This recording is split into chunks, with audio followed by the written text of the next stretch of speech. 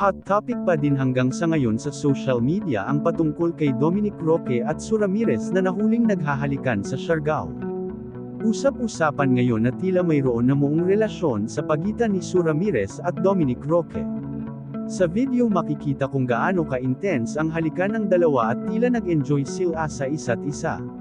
Marami nagulat at nabigla sa isyo kinakaharap ng aktor lalo na't marami ang nakaabang sa bawat kilos nito.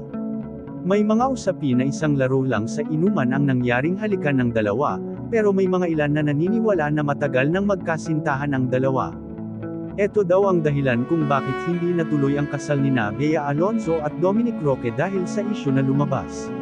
May bali-balita na matagal nang magkarelasyon ang dalawa at ngayon lang sila nakahanap ng tiyempo upang isapubliko ang kanilang pag-iibigan.